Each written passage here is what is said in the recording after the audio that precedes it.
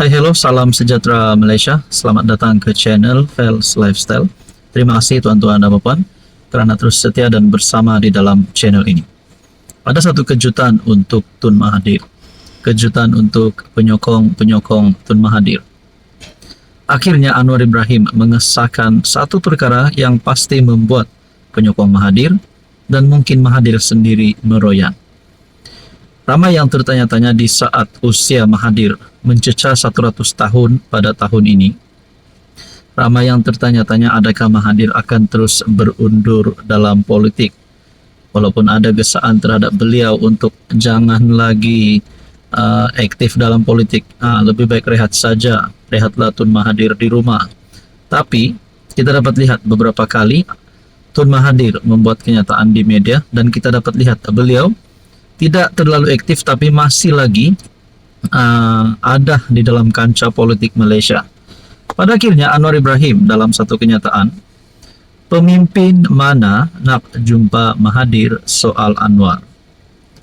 Perdana Menteri Anwar Ibrahim menyangkal dakwaan Dr. Mahathir Mohamad bahawa kerajaan menghalang beberapa pemimpin asing berjumpa dengan bekas Perdana Menteri itu.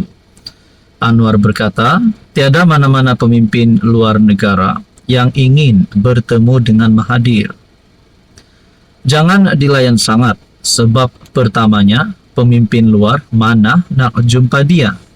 Kalau nak jumpa pun, apa masalahnya? Kalau kawan dia dulu, nak kenal, nak jumpa, tak ada.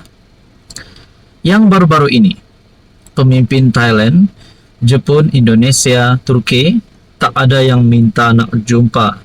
Kalau minta, tak akan. Saya nak kata jangan. Jumpalah, apa salahnya, kata Anwar, seperti dilapor bernama.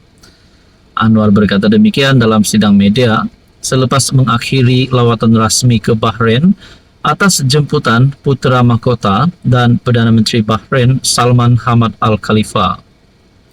Baru-baru ini Mahathir mendakwa Anwar menghalang beberapa pemimpin negara asing daripada bertemu dengannya. Ada pemimpin negara asing dari 2-3 buah negara minta nak jumpa saya. Oh, Anwar kata tak boleh jumpa. Pemimpin itu kawan saya, kenal dengan saya. Mereka datang Malaysia nak jumpalah dengan saya. Namun Anwar cakap tak boleh. Jadi beliau yang potong semua hubungan dakwanya ketika ditemu bual dalam sebuah podcast. Jadi kalau Anwar dah kata pemimpin mana nak jumpa Mahathir, Anwar pun tiada masalah.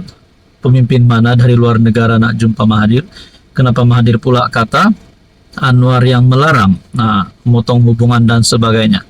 Jadi persoalan dan pertanyaan seterusnya, adakah Mahathir cuba memfitnah tapi namun digagalkan oleh Anwar? Apa komen anda? Hai, hello, salam sejahtera Malaysia. Selamat datang ke channel Fels Lifestyle. Terima kasih kerana terus setia dan terus bersama di dalam channel ini. Saudara-saudara yang saya amat hormati, direct to the point saja hari ini. Sebelum ini berkaitan dengan isu peruntukan bagi ahli Parlimen Pembangkang telah menjadi salah satu perkara yang dibahaskan, terutamanya bagi ahli Parlimen Pembangkang. Dan pada akhirnya, saudara-saudara, ada siri ataupun episod wakil rakyat daripada Pembangkang yang telah menyatakan sokongan terhadap Anwar Ibrahim ataupun berpaling tada daripada Muhyiddin kerana mereka daripada Parti Bersatu. Jadi adakah berkaitan dengan isu peruntukan ini akan membuka peluang, membuka pintu kepada mana-mana wakil rakyat selepas ini daripada Pembangkang untuk berpaling tada seperti yang pernah dilakukan oleh beberapa wakil rakyat Bersatu sebelum ini.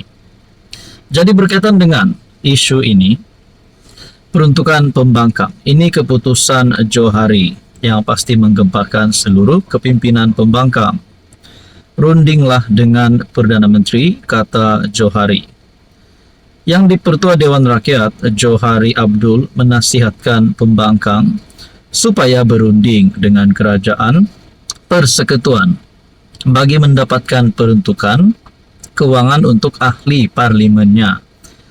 Kita Dewan Rakyat tiada kuasa berkaitan peruntukan khas daripada unit penyelarasan pelaksanaan ataupun ICU Jabatan Perdana Menteri JPM.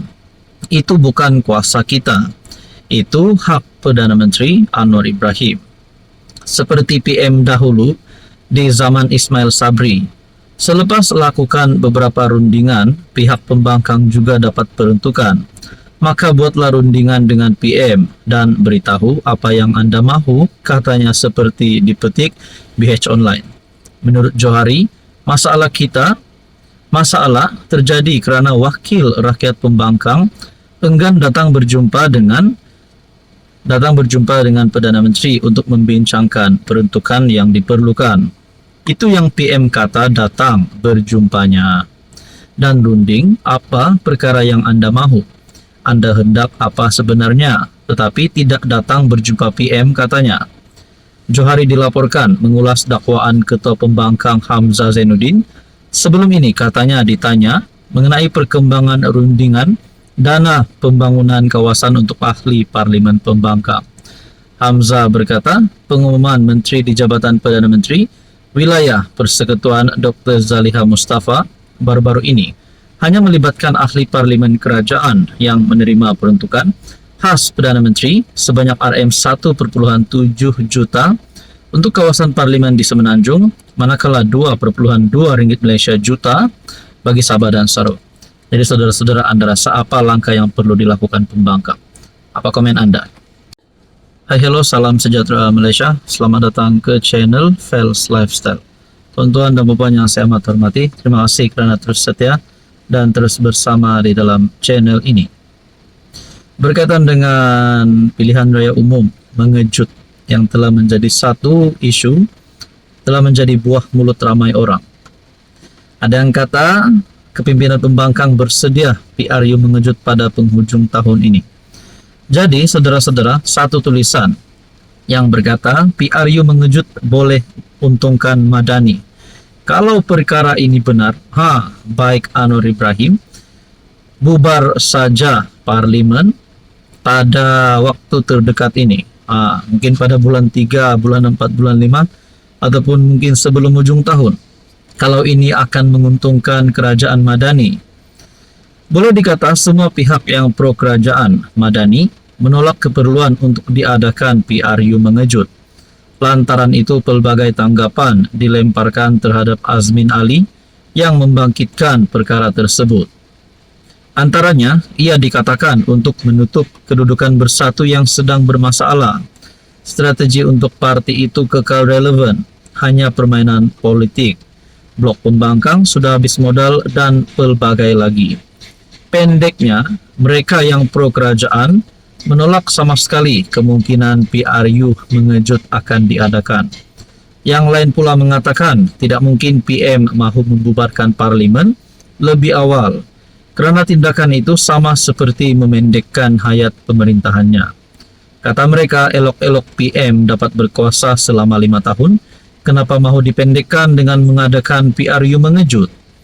Memanglah secara logiknya tidak mungkin atau saja-saja PM akan membubarkan Parlimen lebih awal sebelum 2027. Melainkan jika ada asas yang kukuh untuk berbuat demikian. Sudah dinyatakan sebelum ini, PRU mengejut antaranya adalah pilihan terakhir bagi PM jika beliau tidak mampu bertahan lagi. Di Sabah misalnya, telah banyak kali Ketua Menteri mengambil keputusan membubarkan DUN lebih awal bagi memaksa PRN mengejut lantaran agresifnya cubaan untuk menjatuhkan kerajaan negeri. Pokoknya daripada dijatuhkan, lebih baik sama-sama bersaing kembali merebut undi rakyat. Jadi saudara-saudara, walaupun kerajaan perpaduan tiada skandal seperti 1MDB, tetapi isu demi isu yang timbul setiap hari yang sekaligus membuatkan rakyat gelisah dan resah. Ia juga adalah skandal yang menyebabkan sokongan makin terhakis. Sebelum hakisan itu merobohkan tebing, mengadakan PRU mengejut adalah jawaban untuk memanjangkan hayat kekuasaan. Apa komen Anda?